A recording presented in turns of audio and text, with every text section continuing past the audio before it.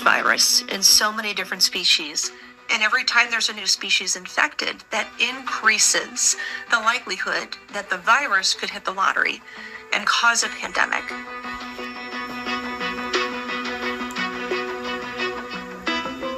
So influenza is a virus that's been around for many, many decades, if not hundreds of years. Right now, there is an outbreak of a different kind of flu that's changed itself over the last few years, that's widely affecting different populations of animals all at the same time.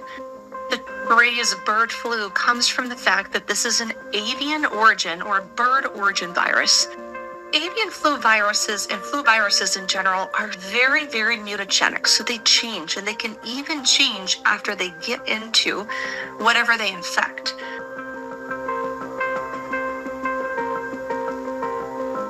When we're talking about birds, it can be spread through contaminated water. So if you have ducks swimming in a pond, that water can become contaminated. So it either is something where it's a fecal-oral transmission. It can be secretions, which we're seeing with cattle, but we also know that the milk of dairy cattle becomes very, very heavily contaminated with virus too. The pasteurization kills that. So anybody handling sick or dead animals could be at risk. Anyone handling any secretions, any milk or nasal secretion from animals could be at risk.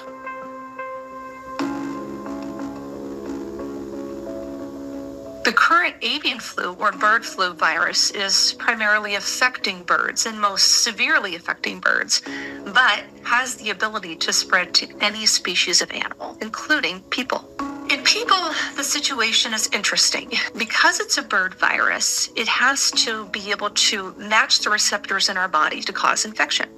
We have those receptors in our eyes, which is why we hear of cases of conjunctivitis or what might look like pink eye. But we're now also starting to see some respiratory symptoms because similar receptors live in the lower part of our lungs. So bird flu can infect us, but it doesn't do it very well. So that's why this hasn't spread person to person in people and why it hasn't yet caused a pandemic.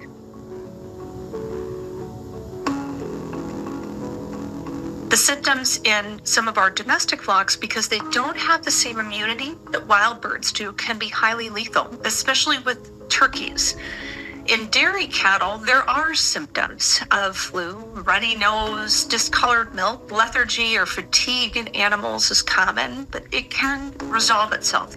People who engage in any type of agricultural work who may be exposed to those animals need to take extra precautions, but also need to be aware of any symptoms of illness, which could include symptoms like pink eye, where your eyes are agitated, they become really red, might have eye discharge, and respiratory symptoms too. Might be a slight cough, sneezing. Though what we haven't seen in people so far in the U.S. is that systemic type illness that causes really severe symptoms. Now, if this becomes a pandemic, then we would be talking about symptoms that are more significant, that mirror seasonal flu or could be more severe.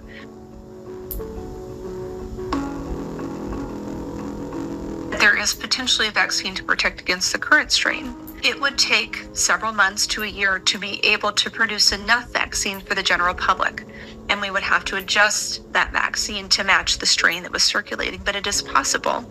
And the other advantage there too is we would use vaccine technology that is very familiar and has been in use for decades.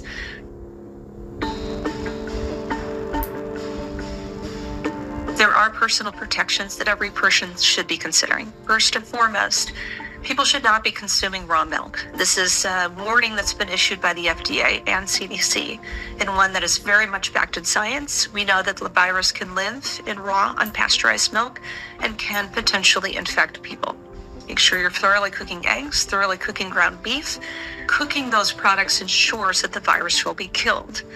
Because of COVID, we know what to do. We know how to protect each other. We know what to do when something becomes a respiratory illness. We know how to ramp up mass vaccination campaigns.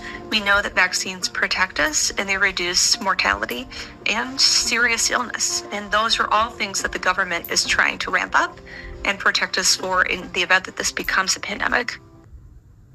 So it's kind of like the Powerball. You know, the more people who buy tickets, the larger the lottery. Okay, shalom, shalom. Kwam Yasha'Allah.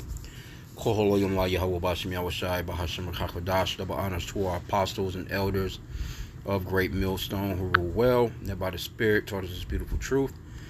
Just want to say the water to all the H.I.M and Akwaf that's out here sincerely keeping the laws, the statutes, and commandments of Yahweh Bashim Yawashai to the best of their ability. This is Yahanan Nawaf.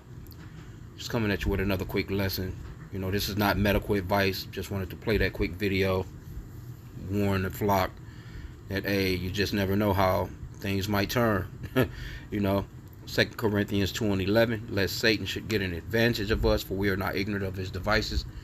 And we're not ignorant. You shouldn't be ignorant as to how this man gets down. You know, and I'm gonna leave it at that. You know, he's capable of whatever. So let me get one more. Yeah, just keep your head on a swivel, man. Because we know it's getting about that time for something to jump off, for something to happen. Ephesians 5:15, see then that ye walk circumspectly, not as fools, but as wise, redeeming the time, because the days are evil. Right? So, you have to watch and pray, man. The scripture says to watch and pray without ceasing. Let me get one more in the Apocrypha. Yeah, man, be on the lookout. Be on the lookout.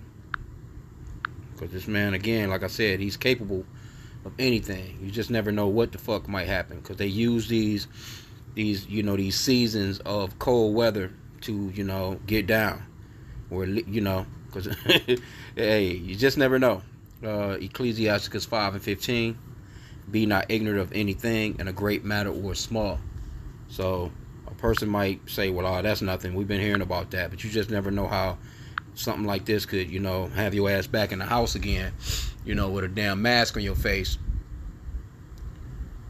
trying to figure out how you gonna get into a supermarket to get some groceries or something, you know, whatever. You know, you seen what the last thing was like, man. This shit was crazy, man. You know, so as you can see, this is ABC News. CDC confirms first case of severe bird flu in the U.S. They're saying the first case of severe. And supposedly this was a guy from Louisiana. He was 65 years old with underlying medical conditions. Says he's experiencing severe respiratory illness related to the infection and is currently in critical condition. So that's what I'm saying. To see, like, you know, when you hear those kinds of buzzwords, you know, anything can pop off. Says genomic data showed the Louisiana patient was infected with a version of the virus recently found to be spreading in wild birds and poultry in the U.S., as well as found in some human cases in Canada and Washington State, according to the CDC. This is different than the version of the virus found to be spreading in dairy cows and some poultry populations in the U.S. The Louisiana patient was exposed to sick and dead birds in backyard flocks. Although an investigation into the source of the illness is ongoing, the CDC says. This is the first case of that particular infection, U.S. linked to exposure to a backyard flock. So, hey, you just never know with these people. Yep, says there have been 61 reported human cases reported in the U.S. since April. Almost all confirmed cases have had direct contact with infected cattle or infected livestock prior to the case confirmed in Louisiana patient. Cases had been mild and patients had all recovered after receiving antiviral medication, according to the CDC and the state health officials. One previous case in Missouri was hospitalized, but health officials pointed to other health conditions aside from bird flu infection involved in the patient's admission to the hospital. And you remember they was talking about, you know, how you so-called blacks, Hispanics, and Native Americans was disproportionately affected by that last thing, you know. And why? Because you supposedly have, you know, high blood pressure, hypertension, you know, all these different, you know, diseases, you know what I'm saying? All these different, you know, from eating all the bullshit that our people normally eat. You know, pretty much overall the diet. But it says infections can range from, let me see. Nope, it says signs and symptoms of infection in humans often include sore throat, cough, fever, runny, stuffy nose, headaches, muscle or body aches, fatigue, and shortness of breath, the CDC says. Less common symptoms include nausea, vomiting, diarrhea, and seizures. Infections can range from no symptoms or mild illness, such as flu-like symptoms, to more severe illness, such as pneumonia, that could require hospitalization. The best way to prevent the bird flu is to avoid exposure whenever possible. Infected birds shed avian influenza A viruses in their saliva, mucus, and feces. Alright. Of course, they said don't drink the raw milk. Anyway, though, man, you see what it is. They can flip this at any point in the game because they're basically saying that there's no symptoms.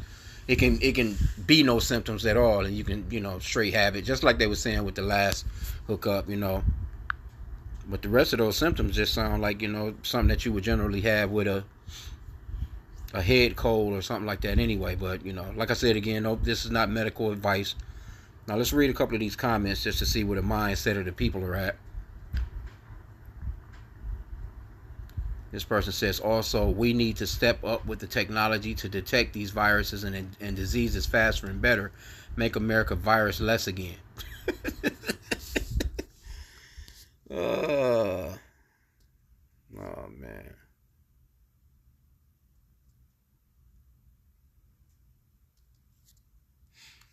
This person says, hey, whoa, wait a minute. The first case of bird flu in the U.S. So what the fuck was all the killing of flocks of chickens? What was going on with that? We heard about then in the last 7 years, all just to affect the price of eggs. They knocked off a gang of farms, man.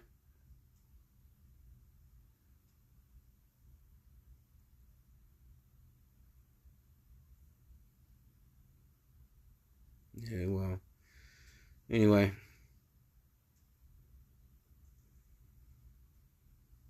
Yeah, well, of course, again, you know how they get now, because they'll take something like that and say, well, all right, people are starting to be on the inside more and be around each other more, and of course that could cause people are more inside these days. You know what I'm saying, with the cold weather and all. So that right there could raise the situation as far as certain sicknesses and stuff like that. But again, you just never know how they're gonna swing this, man. It's a lot that's going on in the world, a lot that needs to happen, and you just never know, man, with these people, man. We're praying for 2025 to be that year, and they gotta hurry that micro up anyway. That micro M to the plant. They gotta hurry. Hey, they already got that in the making. No telling what Trump and them about to do, man, and what they got in play for what's in. It don't take number one of these little simple situations like that, where they can just flip shit real quick, man. Next thing you know, they got the people lined up again. So hey, I'm gonna end out there, man. I just wanted to kind of do a PSA on that.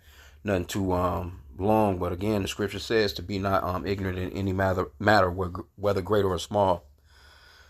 So with that, pray that the lesson was edifying, inshallah, and a Bible ball. That's a quick warning.